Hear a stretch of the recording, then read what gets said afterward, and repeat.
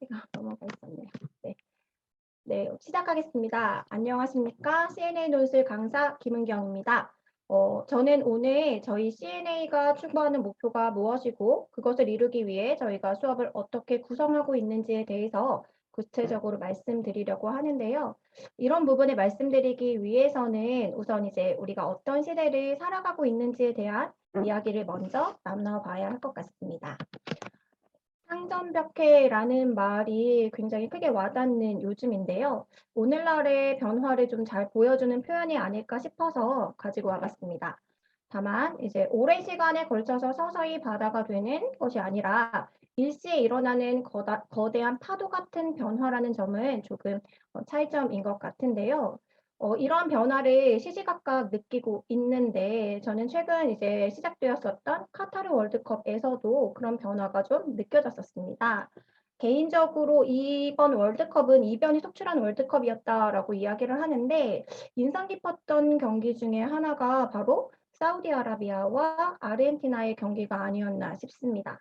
잘 아시는 것처럼 아르헨티나는 영원한 우승 후보로 꼽히는 국가이고 사우디아라비아는 피파 랭킹 51위 정도의 아시아에서는 이제 강자이지만 세계 무대에서는 당연히 아르헨티나가 훨씬 우세할 것이다라고 모두가 예상을 했었는데요. 막상 경기를 열어보니 사우디아라비아가 2대1의 역전승을 거두었었죠. 이 경기에서 또 특히나 인상 깊었던 거는 아르헨티나가 전반에서 무려 3골을 더 넣었는데도 모두 오프사이드 판정을 받아서 무효화되었다는 사실이었습니다. 게다가 이 오프사이드 판정이 사람 심판이 아니라 컴퓨터 심판이 내리는 것이었다라는 점이었는데요. 이번 월드컵에서 처음으로 도입되었었던 반자동 오프사이드 시스템에 대한 이야기입니다. 월드컵 경기장 지붕 아래에 12개의 전용 추적 카메라가 장착되어 있고요. 카타르 월드컵 공인구에 장착된 센서가 공과 선수의 궤적을 분석해서 오차를 최소화하고 선수들과 공의 최종 위치를 파악을 해서 오프사이드가 벌어지는 순간을 최대한 정확하게 파악해낸다고 합니다. 이 스포츠 경기에 이미 이제 이런 신기술이 도입이 되면서 승패를 가늠할 수 있는 중요한 판정을 내리기 시작했다라는 것인데요. 더군다나 이번 아르헨티나가 전반에 넣었었던 3번의 오프사이드 중 2번은 인간의 육안으로는 판별이 어려울 정도의 미세한 수준이었다고 합니다. 다시 말하면 이 시스템이 도입되지 않았다면 아르헨티나는 모두의 예측대로 경기에서 승리했을 거라고 추론해 볼 수 있습니다. 경기의 향방이 아예 바뀌고 경기를 둘러싼 이해관계도 달라졌을 텐데요. 이렇게 신기술은 이미 우리 일상에 자연스럽게 투입되어 있고 우리가 느끼지 못하는 우리에게 많은 영향을 끼치고 있지 않나 싶습니다. 이번 월드컵에서 도입된 반자동 오프사이드 시스템은 AI 기술이나 딥러닝 기술 등을 활용한 시스템이라고 이야기하는데요. AI를 비롯해서 우리 사회 전반에 나타나고 있는 이러한 시대적 변화를 우리는 산업혁명이라고 부릅니다. 4차 산업혁명이라는 표현은 2016년 다보스 포럼에서 처음 사용되었던 용어였는데 등장 때부터 많은 이슈가 되어 왔습니다. 4차 산업혁명의 핵심 기술은 인공지능, 사물인터넷, 자율주행차, 가상현실, 빅데이터 등이라고 할 수 있는데요. 이 기술들은 서로 각기 다른 분야에서 각자 활용되는 것이 아니라 다양한 분야에서 서로 융합하면서 새로운 시대를 만들어 나가고 있습니다. 몇 년 전만 하더라도 이런 개념들을 책이나 기사로만 접해 왔었는데요. 2022년 현재에는 상당 부분 상용화되어 있고 우리 일상생활에 들어와 있다는 부분을 많이 느끼실 거라고 생각합니다. 이러한 변화는 기술의 발전을 토대로 하는 것이기 때문에 우리에게도 반가운 일일 수 있습니다. 하지만 무언가가 변화한다는 건 안정을 위협하는 일이기도 하기 때문에 그 안에서 우리는 불안감을 느낄 수밖에 없는데요. 많은 사람들이 4차 산업혁명에 대해 느끼는 불안 중에 하나는 일자리 위협이 아닐까 생각합니다. 이미 많은 부분에서 일자리 위협은 시작되고 있습니다. 4차 산업혁명의 핵심이 이제 자동화 시스템이다 보니까 자동화 시스템이 각 분야에 모두 적용이 되면서 일자리가 줄어드는 현상이 이미 나타나고 있다라고 보는데요.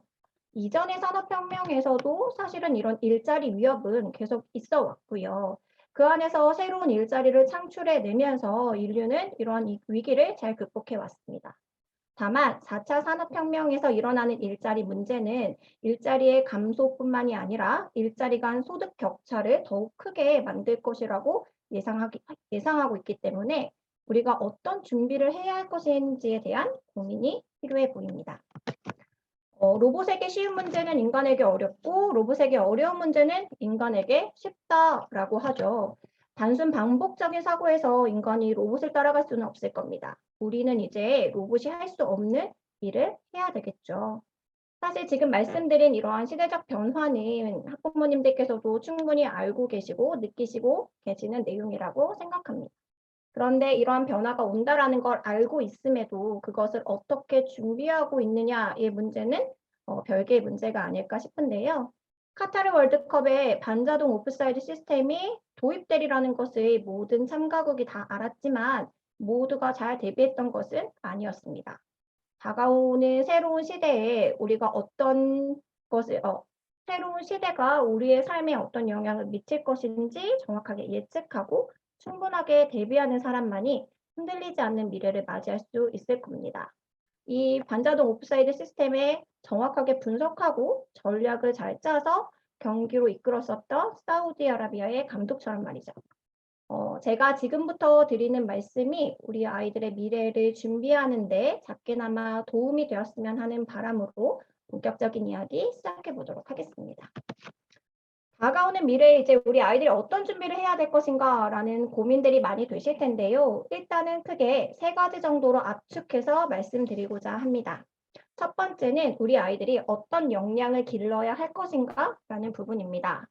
다보스 포럼의 미래 직업 보고서에서는 크게 미래 인재에게 필요한 역량을 2가지 정도로 압축해서 이야기했습니다. 하나는 복잡한 문제를 비판적이고 창의적으로 해결할 수 있는 문제 해결 능력, 또 하나는 다양한 사람과 팀을 이뤄서 협동적으로 문제를 풀 수 있는 협업 능력입니다. 방금 말씀드린 2가지 능력에는 화면에 제시되고 있는 호씨의 역량이 가장 핵심이다라고 할 수 있을 겁니다. 미래 사회는 다른 영역들 간의 융합적 접근이 필수가 되고 있기 때문에 다양한 사람들의 소통과 협업에 기초한 문제 해결이 반드시 필요해졌습니다. 여러 분야들이 쪼개지고 깊어지면서 세계가 너무나 복잡해지고 있기 때문에 개인이 혼자서 해결할 수 있는 분야는 점차 사라지고 있습니다. 교실에서 혼자 교과 지식을 외우고 외우기만 하는 공부가 아니라 창의력이나 비판적 사고력 같은 높은 수준의 생각하는 힘을 길러내는 게 우선이고요. 그걸 통해서 타인과 의사소통을 하고 함께 협력해서 문제를 해결해 나갈 수 있어야 합니다. 그 바탕이 되는 것은 함께 읽고 말하고 쓰는 활동, 즉 독서, 토론, 논술이 해답이다라고 말씀드리고 싶습니다. 2번째는 소크라테스의 명언에서 좀 생각해 볼 수 있을 것 같은데요. 소크라테스는 너 자신을 알라라는 말을 통해 자신의 무지함을 아는 것이 매우 중요하다라고 말했습니다. 내가 무엇을 아는지, 무엇을 모르는지를 잘 파악해야 한다는 건데요. 이것을 오늘날 우리는 메타인지라고 부릅니다. 메타인지란 말 그대로 인지에 관한 인지를 뜻하는 것으로서 자기 성찰력을 의미합니다. 내가 무엇을 알고 무엇을 모르는지를 정확하게 판단해낼 수 있는 능력을 의미하는데요. 메타인지가 중요하다는 부분은 이미 여러 연구에서 확인이 되고 있습니다.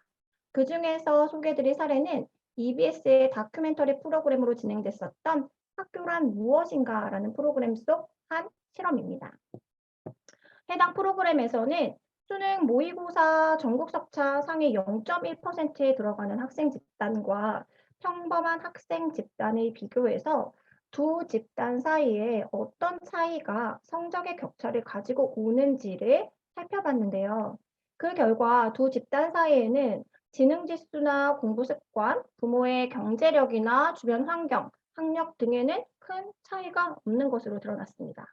다만 학습 성취도와 기억력의 상관관계를 알아보기 위해서 연관성이 없는 단어를 나열하고 본인이 기억하는 단어의 개수를 예측하게 한 다음에 실제로 기억하는 단어를 쓰도록 했었던 실험에서 차이가 좀 명확하게 드러났는데요. 상위에 속하는 학생 집단에서는 스스로가 예상하는 점수와 실제 점수가 거의 일치한 반면에 평범한 학생 집단은 그러지 못했습니다. 즉, 실제 두 집단 간에서는 암기력 같은 인지 능력의 차이는 거의 없지만 나의 능력이 어느 정도인지를 파악하는 부분은 확연하게 차이가 나타났다는 것을 의미합니다. 이 연구를 통해서 두 집단 간의 차이점은 기억력 그 자체가 아니라 내가 무엇을 알고 무엇을 모르는지에 대해서 자각하는 점이라는 게 분명해졌습니다. 즉, 상위 1%의 학생들은 내가 무엇을 알고 있고 어느 정도로 이해하고 있는지를 정확하게 판단해서 내가 제한된 시간 안에 무엇을 공부해야 할지를 스스로 통제할 수 있음을 의미합니다. 사실 일상생활에서도 어떤 사람들은 한두 번 들어본 내용을 마치 모두 알고 있는 내용인 것처럼 착각하곤 합니다. 한두 번 들어봐서 익숙한 것과 진짜 아는 것은 엄연히 다른데 그걸 착각하게 되는 거죠. 이런 작은 착각은 나에게 부족한 점이 무엇인지 깨닫지 못하게 합니다. 그것이 결국 결과의 차이를 가져올 수밖에 없습니다. 그렇기 때문에 우리는 나의 능력에 대해서 제대로 성찰할 수 있는 메타인지를 키워내는 것이 중요합니다. 마지막은 자기주도 학습 능력입니다. 빠르게 변화하는 시대에서 내가 지금 무엇을 알고 있느냐는 이제 크게 중요하지 않습니다. 앞으로 내가 무엇을 알아나갈 수 있느냐가 더 중요한 시대가 된 것입니다. 평생 교육의 시대는 이미 시작이 됐고, 그 안에서 나는 무엇을 어떻게 공부해 나갈 것인가, 그리고 그러한 능력이 있느냐가 매우 중요해졌습니다.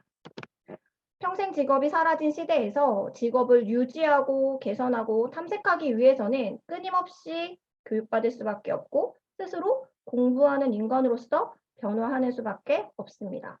그리고 그 시작은 독서가 될 수밖에 없습니다. 왜냐하면 독서가 곧 학습 능력이기 때문이죠. 여기서 말하는 학습 능력이란 앞서 말한 것과 같은 지능 지수와는 다른 것입니다. 바로 자기주도 학습 능력을 의미하는데요. 공부를 잘하는 아이들과 좀 부족한 친구들을 비교해 보면 그 기저에는 반드시 읽기 능력의 차이가 존재합니다. 그러니까 우리 아이들이 이제 공부를 할 때 가장 기본적으로 읽어내야 하는 책은 당연히 교과서일 텐데요. 이 교과서는 쉬운 듯 보이지만 사실 매우 어려운 책입니다.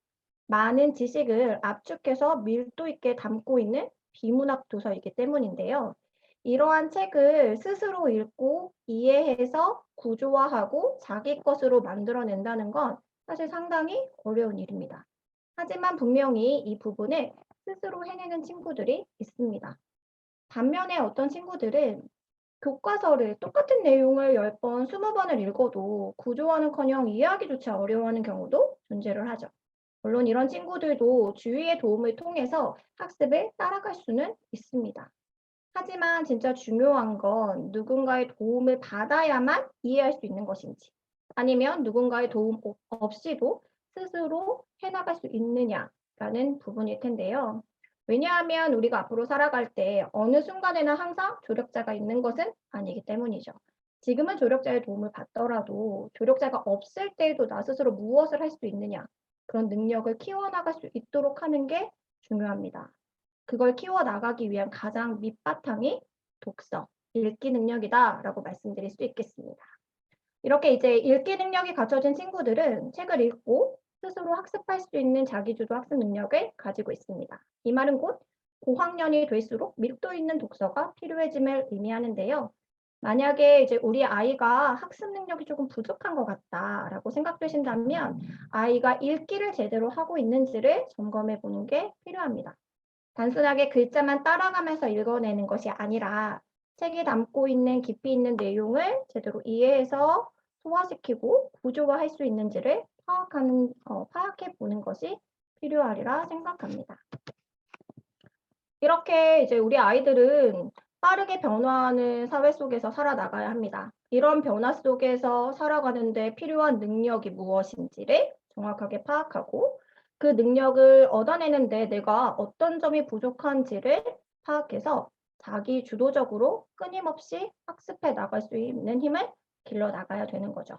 그 답은 결국 독서, 토론, 논술이 될 수밖에 없다고 말씀드립니다. 자, 그러면 저희가 앞서 말씀드린 이 세 가지를 어떻게 수업에 반영하고 있는지 말씀드리도록 하겠습니다. 저희 CNA 수업은 4위 일체 수업을 지향하고 있습니다. 4위 일체란 독서, 토론, 논술, 첨삭이 한 차시 수업에서 종합적으로 이루어지는 수업을 의미합니다. 일단 아이들은 수업 전에 매주 한 권의 책을 읽어와야 합니다. 독서를 통해 선정도서를 잘 읽어보고 그 읽은 내용을 토대로 워크북의 문제를 풀어오는 것까지가 숙제입니다. 그리고 그 숙제를 확인한 뒤에 수업 안에서 토익 토론, 논술, 첨삭까지 한 차시 수업에서 이루어진다고 보시면 되겠습니다. 4위 일체의 내용을 한 가지씩 말씀드리겠습니다. 첫 번째는 독서인데요. 독서가 중요하다라는 부분은 앞서도 계속 말씀을 드렸습니다. 책 읽기를 하는 데 있어서 사실 가장 기본은 즐거운 독서가 되도록 하는 것인데요. 당연하게도 독서의 즐거움을 오래 느낄수록 책을 마주하는 시간이 많아질 수 있기 때문입니다. 그래서 특히 저학년 시기에 자녀가 있으시다면 아이가 재미있게 책을 읽을 수 있도록 환경을 조성해 주는 게 중요한데요. 여기서 아이들의 재미있는 책 읽기를 좀 방해하는 요소 중에 하나가 읽기 독립이라는 목표입니다. 이제 유아기 때까지는 어머님들이 재미있게 책을 잘 읽어주시다가 초등학교를 입학하는 시점에 이제 하나의 목표가 생기죠. 아이의 읽기 독립을 이루리라. 이제는 아이가 스스로 책을 읽도록 만들어야겠다라고 많이들 생각을 하시는데요. 물론 읽기 독립을 이루는 건 매우 중요합니다. 아이 스스로 텍스트를 읽어내는 힘을 길러내는 것이기 때문에 그건 반드시 이루어야 하는 목표는 맞는데요. 이게 강제적으로 이루어지다 보니까 오히려 역효과가 나는 경우들이 많이 있었습니다.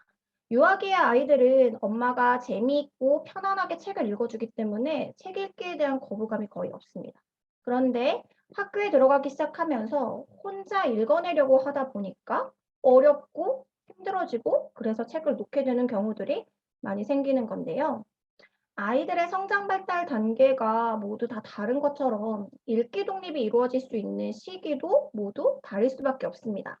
어머님이 목표한 설정한 시기에 맞춰서 아이에게 강제하기보다는 아이가 스스로 자연스럽게 책을 읽어나가는 시기가 도래할 때까지 충분한 시간을 주시는 게 중요하지 않을까 싶습니다.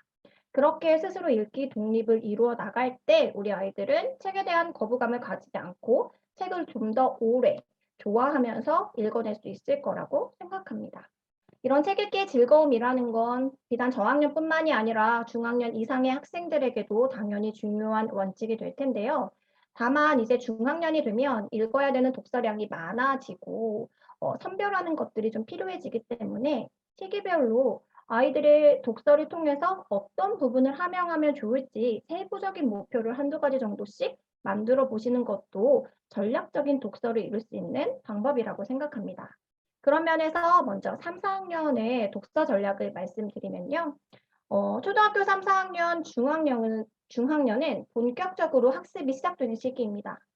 이 시기에는 책 읽기만 제대로 해도 공부가 수월해질 수 있는 시기인데요. 제일 먼저는 어휘력을 점검해 보는 것이 필요합니다.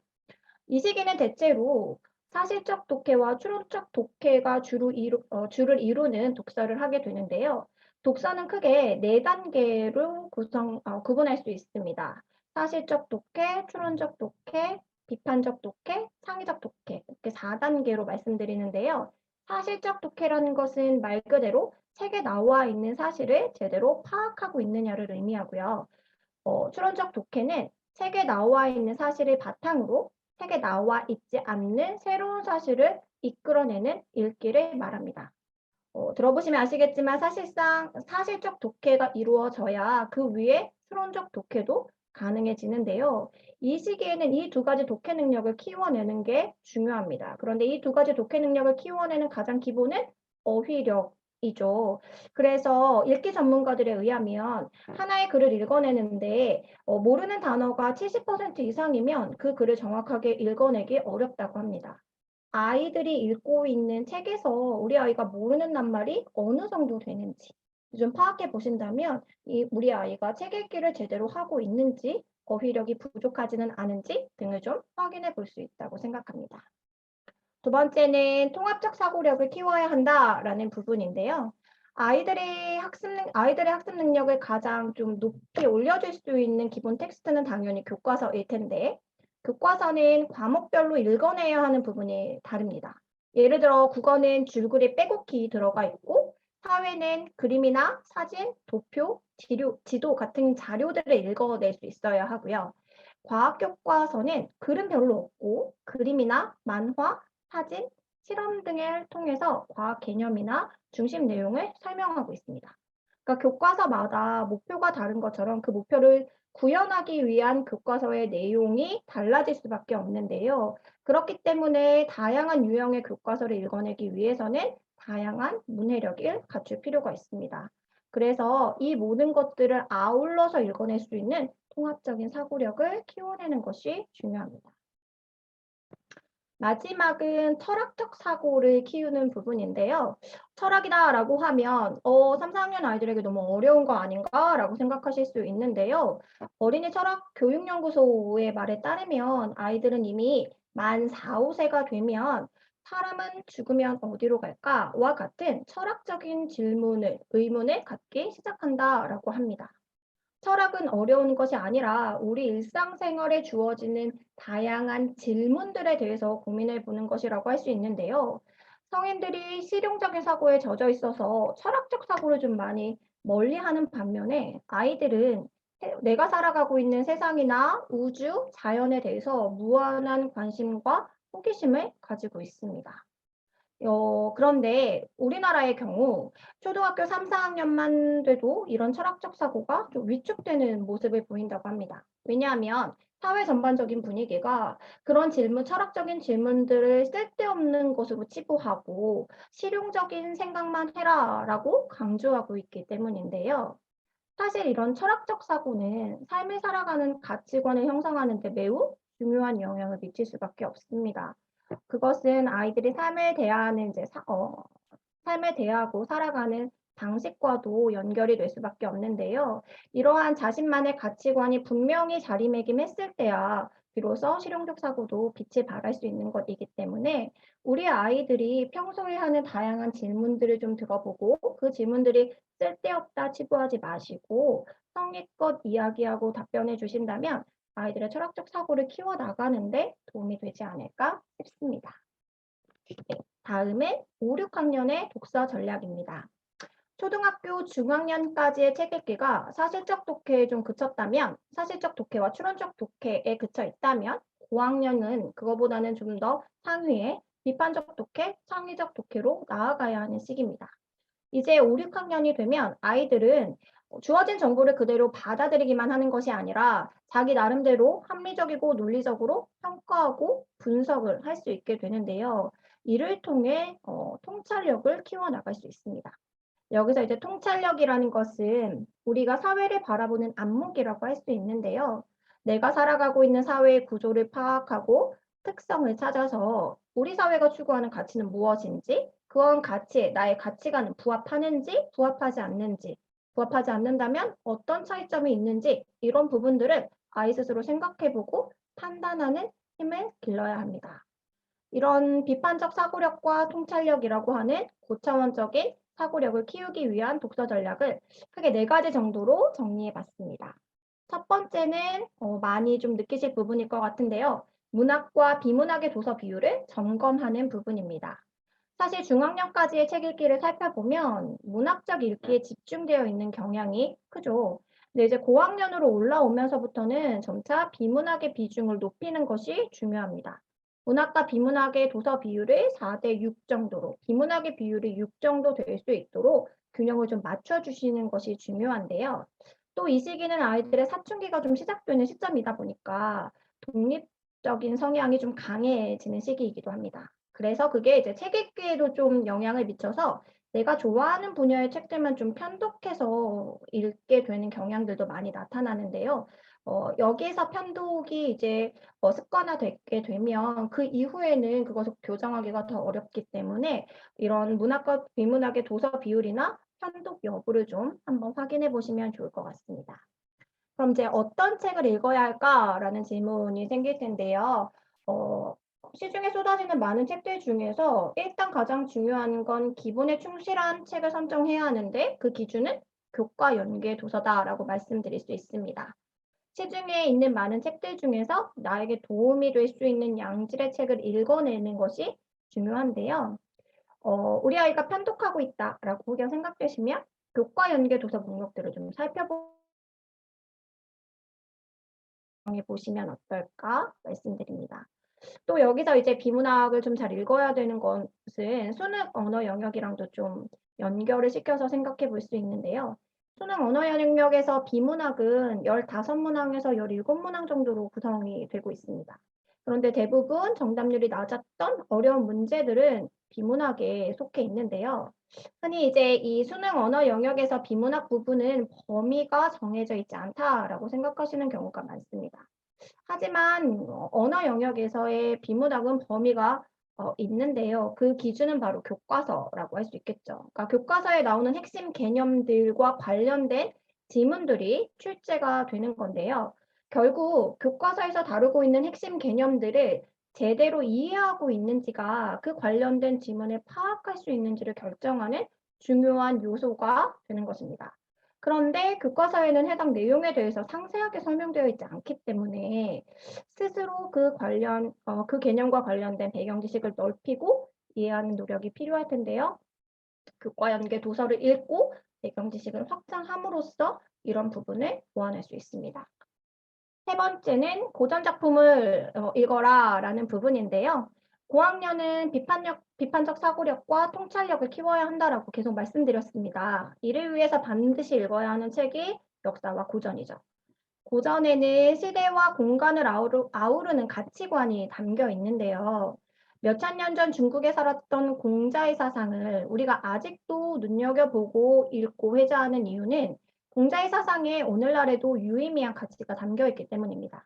그리고 그러한 가치는 아이들이 세상을 바라보는 잣대, 즉 통찰력을 키우는 중요한 요소가 될 수 있습니다. 그렇기 때문에 이제는 어렸을 때 읽었었던 전래동화의 수준을 넘어서 완전 그대로를 읽어낼 수 있도록 시작하는 것이 중요하겠습니다.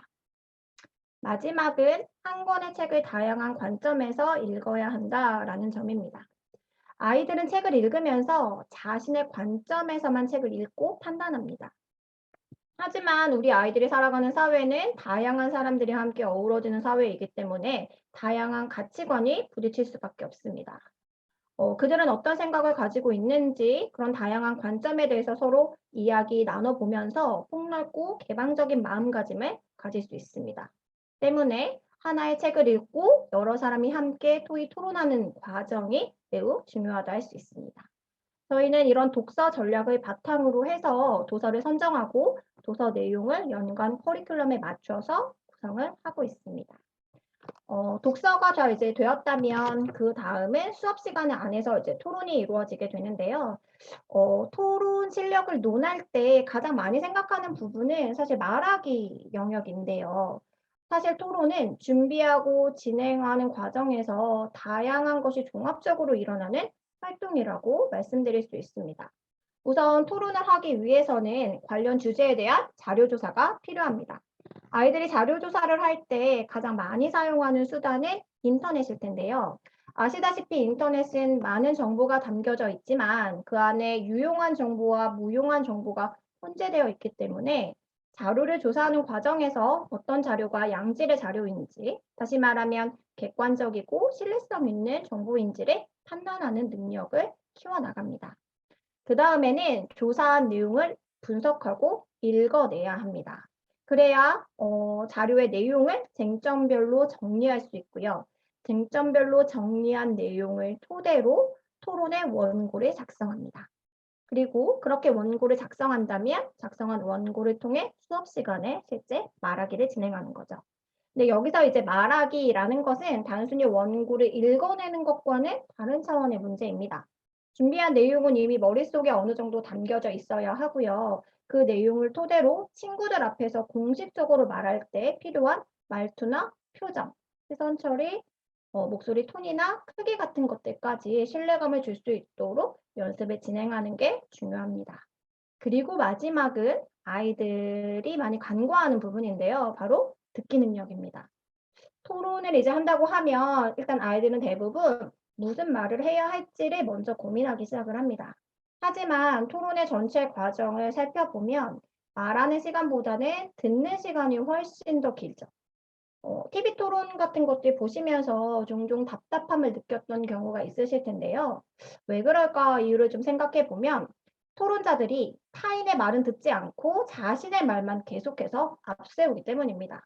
상대의 말을 잘 들어야 맹점을 찾아낼 수 있고 맹점을 찾아내야 상대방에게 제대로 반박해 나갈 수 있는데 서로 자기 이야기만 하다 보니까 토론이 원활하게 진행되기가 어려운 것입니다. 때문에 토론 과정은 고도의 집중력을 요하는 듣기 능력을 함양해 나갈 수 있는 활동이라고 할 수 있습니다. 이처럼 토론을 진행하는 과정에서 우리는 말하기, 듣기, 읽기, 쓰기라고 하는 국어의 4대 영역을 모두 아울러 진행할 수 있습니다.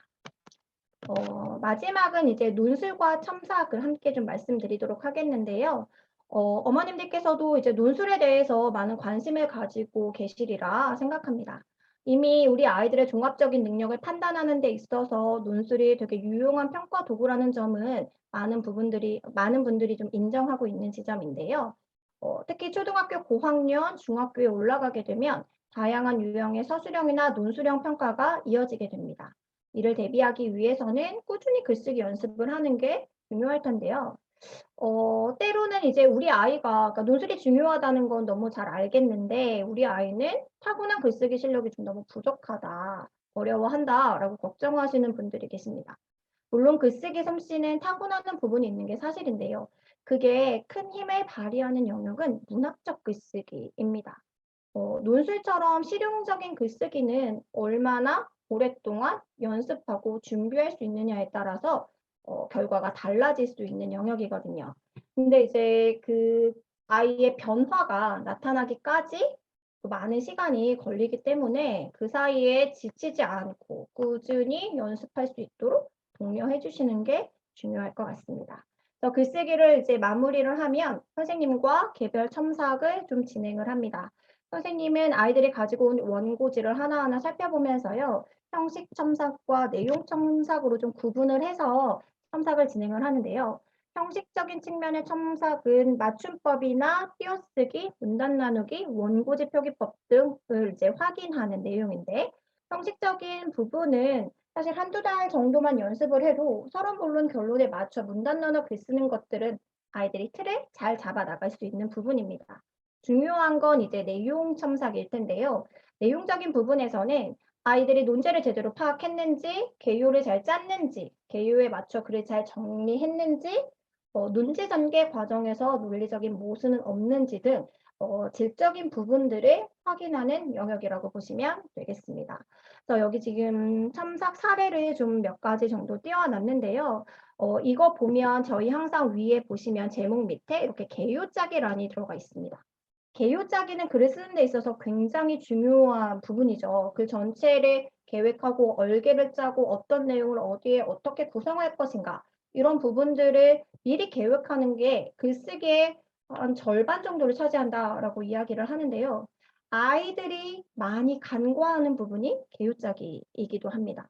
그러니까 아이들이 주제를 딱 던져주면 우리 아이들은 계획하는 것보다는 일단은 쓰기 시작하거든요.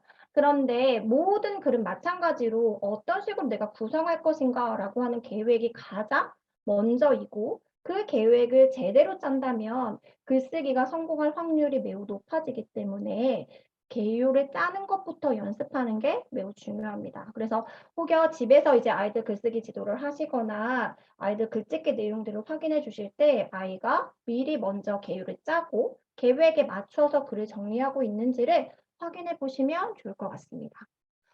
이렇게 이제 글쓰기 진행을 할 때에는 아이들과 선생님 사이에 1대1로 개별 첨삭이 이루어지기 때문에요. 아이들의 개개인의 특성에 맞춘 수준별 지도가 가능합니다. 자, 그러면 이번에는 저희가 이렇게 4위 ETL 수업을 워크북 안에 어떻게 담아내고 있는지 워크북을 보면서 구성을 설명해 드리도록 하겠습니다. 네, 50대 50이라는 선정도서인데요. 이거는 12월에 6학년 친구들을 대상으로 한 선정도서입니다. 첫 표지에는 이제 선정도서 내용이 들어가 있고, 선정도서 표지와 밑에 이제 수업 목표 등이 좀 담겨 있고요. 옆 페이지에는 C&A 독서 노트가 들어가 있습니다. 이 독서 노트에는 그 주에 읽은 책의 독서 감상문을 작성하는 거다라고 생각하시면 될 것 같습니다. 그래서 나만의 키워드나 줄거리라고 하는 기본적인 부분들, 그리고 이 책을 읽으면서 기억에 남았었던 문장이나 느낀 점 같은 것들을 구체적으로 정리하는 게 필요합니다. 중학교에 올라가게 되면 학교별로 이제 독서록 작성을 하기 때문에 이런 것들을 미리 연습해 본다라고 생각하시면 좋을 것 같습니다.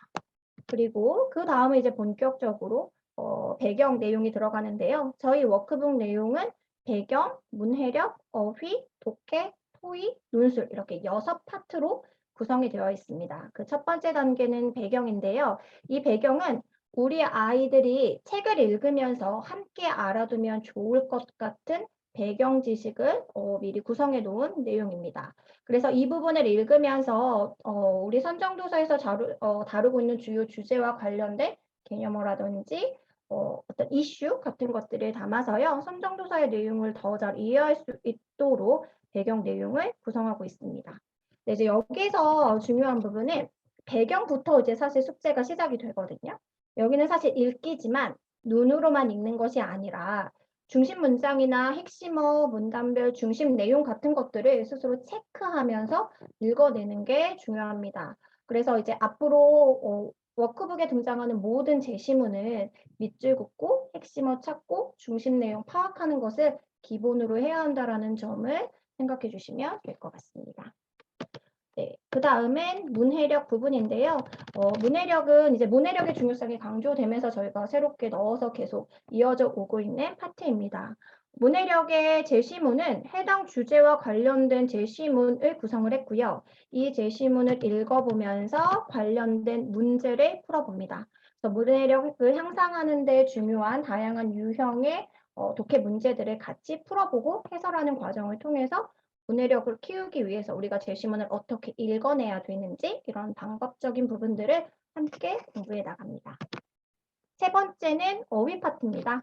어휘는 선정도서에서 중요하게 다뤄지는 혹은 아이들이 어려울 수 있다라고 판단되는 어휘들을 구성을 해서 어휘를 넣어 문장 완성하는 문제, 밑에는 그 1-1번에서 나왔었던 어휘를 다시 활용해 보는 문제, 그리고 이 선정도서에서 우리가 주요하게 확인해야 하는 개념어에 대한 설명, 그리고 한자성어 문제 이렇게 세 가지로 구성이 되어 있습니다. 사실 이제 문제 구성을 보시면 어휘는 수월하게 하겠다, 쉽게 하겠다라고 좀 생각하시는 경우가 많을 텐데요. 실제로 문제풀이 자체는 문제를 푸는 것 자체는 간단한 문제입니다. 그런데 실제 아이들이 어휘 파트에서 이제 중요하게 어려워하는 부분은 단어의 뜻이 아니라 활용 부분이거든요. 그러니까 단어의 뜻은 알지만 그 단어를 적재적소에 자연스럽게 사용하는 것을 많이 어려워합니다. 왜냐하면 이 아이들은 단어를 많이 써보지 않았기 때문에 그 단어가 가지고 있는 고유의 어감 등을 어감의 차이 같은 것들을 잘 느끼지 못하거든요. 그래서 엉뚱한 부분의 어휘를 집어넣는다라든지 뜻만 맞춰서 이상한 문장을 만들어내기도 하는데요. 그렇기 때문에 어휘는 단순히 뜻을 확인하는 것에서 넘어가서 다양한 문장으로 활용할 수 있는 연습을 해보는 게 중요합니다. 그래야 실제 아이들이 말하고 글을 쓸 때에도 그 단어를 정확하게 활용할 수 있습니다. 세 번째는 독해 파트입니다. 독해는 아이들이 책을 정독했는지를 좀 확인할 수 있는 문제들로 구성을 했습니다. 그래서 여기 보시면 틀린 내용 고치는 문제, OX 문제, 틀린 거 고르는 문제, 빈칸 넣기 문제 등 다양한 유형의 정독을 확인하는 문제들로 구성을 했고요. 독해 파트에서 저희가 확인하는 문제들은 사실적 독해와 추론적 독해를 확인할 수 있는 문제들로 구성이 되어 있습니다.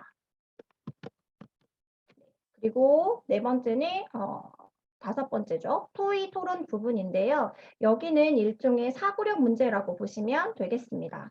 각 선정도서에서 중요하게 다뤄야 하는 주제들을 뽑아서요. 제시문과 함께 문제를 구성했습니다. 그래서 2주차의 경우에는 스텝 1에서 나와 타인의 신념이라는 부분, 스텝 2에서는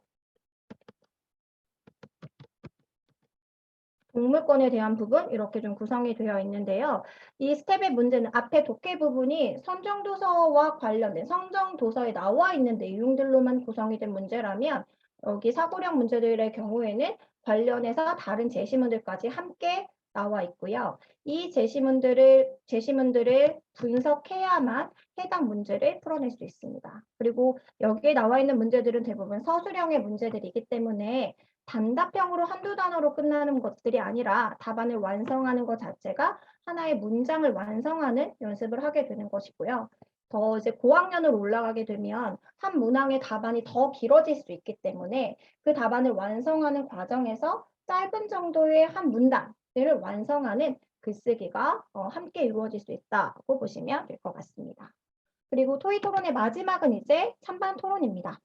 인간을 위한 동물 실험은 계속되어도 되는가라는 주제에 따라서요. 입장 1팀의 근거 제시문과 반대팀의 근거 제시문이 나와 있고요. 이 제시문을 분석해서 쟁점별로 토론 준비표의 내용을 정리를 해야 합니다. 그리고 이 아이들이 이제 제시문 내용 분석한 것 토대로 별도의 자료 조사를 함께 더해서요. 쟁점별 근거를 정리해 오는 것까지가 숙제인데요. 여기서 이제 아이들이 많이 착각하는 것 중에 하나는 나는 이 주제에 대해서 찬성이니까 찬성 쪽만 준비해야지 라는 부분입니다. 근데 사실 실제 토론이 진행되다 보면 수업 안에서는 불가피하게 반대 입장에서 토론을 진행해야 할 수도 있기 때문에 양측의 입장을 모두 준비해 오는 게 필요하고요. 또 반대편의 입장을 정리해 보는 거는 상대의 논거를 미리 파악해 보는 과정이기도 합니다. 그래서 토론 준비표는 반드시 찬성과 반대의 모든 입장을 아이들이 다 생각해 볼 수 있도록 준비표를 완성해 와야 하고요. 이 내용 토대로 실제 토론하는 과정은 토론 일지에 작성을 하게 됩니다. 그리고 토론까지 끝나면 이제 마지막에 논술이 이루어지게 되겠죠. 그래서 주로 저희 논술 문제는 이렇게 1번, 2번 두 가지 정도로 제시되어 있는데요. 1번 문제는 토론 내용과 관련해서 자신의 생각을 정리할 수 있는 논설문 유형의 글쓰기이고요. 2번 문항은 자유로운 유형의 글쓰기들을 제시하고 있습니다. 담임 선생님이 본인이 구상한 수업 설계에 맞춰서 두 가지 주제 중 한 가지 정도를 결정해서 글쓰기를 진행을 하고 말씀드린 것처럼 개별 첨삭을 하면 수업이 마무리가 된다라고 보시면 되겠습니다. 그래서 3, 4학년 기준으로는 대략 2시간 정도의 시간이 소요되고요. 5, 6학년들은 2시간 반 정도로 수업 시간을 할애하고 있습니다. 지금 말씀드린 부분은 5, 6학년 중심의 토론과 논술이 병행되는 수업을 중심으로 말씀드렸고요. 3, 4학년은 찬반 토론보다는 자유롭게 토의하는 활동, 함께 이야기 나눠보고 하나의 주제에 대한 다양한 관점을 서로 대화하는 정도로 마무리된다고 보시면 될 것 같습니다. 그러면 다음으로는 저희 CNA 연관 프로그램에 대해서 간단히 설명드리도록 하겠습니다. 먼저 3, 4학년 프로그램인데요. 3학년은 이제 읽기 위해 즐거움과 함께 이제 어휘력을 키워 나가야 하는 시기이죠. 그래서 상반기에는 학교 교과와 관련된 다양한 주제의 국어, 과학, 환경, 인권, 평화의 기본 개념을 익힐 수 있도록 관련 도서를 선정했고요. 하반기에는 자신의 가치관을 형성하는 데 도움이 될 수 있도록 고전, 문학, 철학 수업을 진행합니다. 4학년은 역시 상반기에는 교과 연계 도서를 중심으로 해서 교과서에 대한 배경 지식 확장을 도울 수 있도록 구성했고요. 5, 6월에는 저희 CNA 대표 사고력 프로그램이라고 할 수 있는 오디세이 프로그램이 진행이 됩니다. 그래서 각 단계별로 이제 문제 해결 훈련을 통해서요. 사고의 기본기를 닦고 고차원적인 사고로 나아갈 수 있는 기본기를 닦아나간다라고 보시면 되겠습니다. 그리고 하반기에는 역시 이제 문사철, 문학, 역사, 철학 수업을 진행을 함으로써 아이들의 가치관 형성을 돕고자 합니다. 다음은 5학년입니다. 5학년 프로그램의 큰 특징은 크게 한국사, 토론 강화, 논술 강화 수업, 그다음에 문법 수업으로 좀 나눠볼 수 있는데요. 1, 2월과 7, 8월에 걸쳐서는 한국사 통사 수업이 진행이 됩니다. 1, 2월에는 조선 전기의 양난까지, 7, 8월에는 조선 후기부터 근현대사에 이르는 한국사의 주요 흐름이나 사건 등을 통사적으로 공부를 하게 되고요. 3, 4월 달에는 토론 강화 수업, 5, 6월 달에는 논술 강화 수업이 진행이 됩니다. 5학년은 이제 CNA에서 본격적으로 토론이 시작되는 시기, 토론 학습이 시작되는 시기이기 때문에 찬반 토론에서 각각의 역할은 어떻게 수행해야 하는지, 토론 준비는 어떻게 해야 하는지, 어떤 자세로 듣고 메모해야 하는지 이런 기본기를 닦아 나갈 수 있도록 3, 4월에 토론 강화 수업을 구성해 놓았고요. 5, 6월에는 이제 논술 강화 프로그램으로서 다양한 갈래의 글을 접하고 글쓰기 실력을 강화시킬 수 있는 프로그램으로 구성을 했습니다. 그래서 3, 4, 5, 6월까지 이제 수업을 듣게 되면 토론과 논술의 기본기를 완성해 나갈 수 있다라고 보시면 되겠습니다. 그리고 하반기에는 문학 수업과 함께 초등 문법 수업이 좀 병행이 됩니다. 아이들이 이제 국어에서 가장 어려워하는 부분 중에 하나가 문법 부분일 텐데요. 사실 문법은 체계를 잘 익히고 문제 유형을 잘 파악을 하면 또 단시간 내에 성적이 오를 수 있는 부분이기도 합니다. 그렇기 때문에 저희는 이제 국어 문법에서 가장 기본이라고 할 수 있는 문장 성분이나 품사에 대한 내용을 5학년 하반기에 함께 공부하고 있습니다. 다음은 6학년입니다. 6학년은 크게 상반기와 하반기로 나누어서 좀 말씀드릴 수 있을 텐데요. 상반기는 세계사, 그리고 사회과학, 교과 연계 도서, 그리고 고전 수업으로 이루어져 있습니다. 앞서 이 시기는 이제 통찰력을 키워나가기에 중요한 시기다라고 말씀드렸는데요. 이것과 연결해서 역사와 고전 수업을 통해 고전 수업을 함께 진행을 하고 있고요. 7월부터는 베스트 컬렉션이라고 해서 예비 중일 과정이 진행이 됩니다. 그래서 이제 중등 과정에서 미리 알아야 될 내용을 바탕으로 도서를 선정했는데요. 국어의 기본이라고 할 수 있는 문화, 그리고 사회, 과학 분야의 기본 개념을 익히는데 필요한 도서를 선정했습니다. 그럼 구체적으로 다음 달에 진행되는 12월 프로그램에 대해서 말씀드리도록 하겠습니다. 먼저 3, 4학년은 12월에 철학 수업을 하게 되는데요.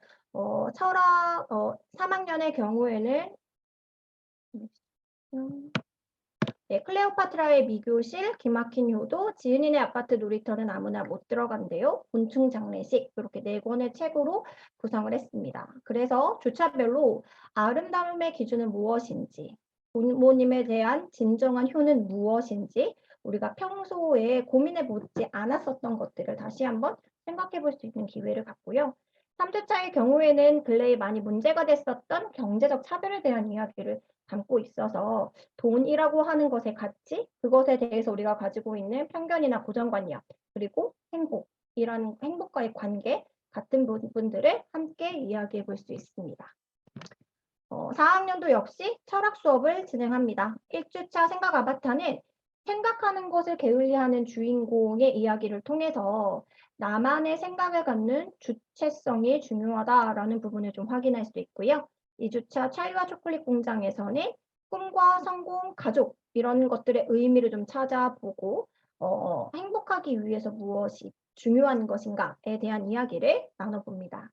3주차 힘내라 0813에서는 빨리 어른이 되고 싶은 주인공의 이야기를 통해서 어른이 된다는 것의 의미를 좀 생각해 보고 어른이 된다라는 건 자유로워지지만 그만큼 책임감도 커진다라고 하는 부분을 함께 공감해 볼 수 있도록 합니다. 4주차 공자 아저씨네 빵가게에서는요, 공자의 사상을 재미난 이야기로 좀 담아서 설명해 주고 있는데요. 이 내용을 통해서 공자 사상의 가치가 무엇인지를 함께 이야기해 볼 수 있습니다. 네, 5학년은 미디어 수업입니다. 현대사회에서 이제 미디어의 영향력이 날로 커지고 있는데 이럴 때 미디어를 제대로 읽어낼 수 있는 미디어 리터러시가 점차 중요해지고 있지요. 그래서 저희는 12월 달 수업을 통해서 미디어의 속성이나 역할, 미디어가 우리에게 미치는 영향 같은 것들을 판단할 수 있는 힘을 길러보고자 합니다. 1주차 거짓말이 가득한 학교는 가짜 뉴스에 대한 이야기, 2주차 슬기로운 미디어 생활은 다양한 미디어의 특성과 문제점을 파악해보는 내용이고요. 3주차 영화를 읽는다는 것은 선정도서가 따로 없이 저희 CNA 논술 연구팀에서 따로 제작한 교재를 통해서 진행을 합니다. 그래서 그냥 보는 것에만 익숙했던 영화를 제대로 읽어내는 연습을 해보고자 합니다. 4주차 유튜브 스타 금운동에서는 인터넷 문제에 대한 이야기를 같이 나눠볼 수 있습니다. 마지막은 6학년입니다. 6학년 12월 커리큘럼은 과학 환경인데요. 과학 기술을 다룬 다양한 선정 도서를 좀 읽어보려고 합니다. 1주차 지구가 너무 사나운 날에는 지구에 당면한 여러 가지 환경이나 과학적 문제들을 좀 살펴보고 이 문제를 해결하기 위해 우리가 어떤 노력을 갖추어야 하는지를 살펴봅니다. 2주차, 3주차, 4주차는 모두 이제 문학 도서인데요.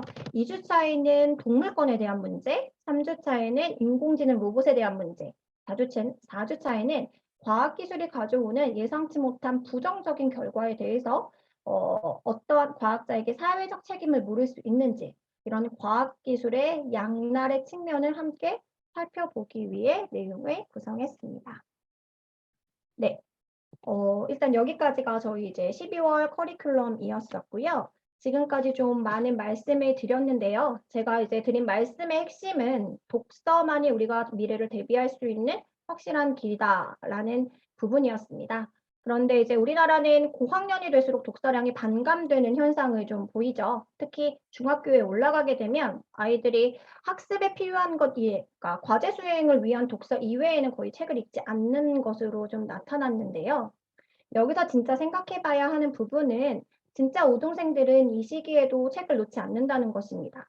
그러니까 어떤 아이들은 책 읽기 자체가 너무 어렵기 때문에 그 자체를 힘들어 하지만 이미 책 읽기가 좀 체득되어 있고 그게 학습에 어떤 영향을 미치는지를 경험한 친구들은 짜투리 시간을 이용해서 책을 읽지 않습니다.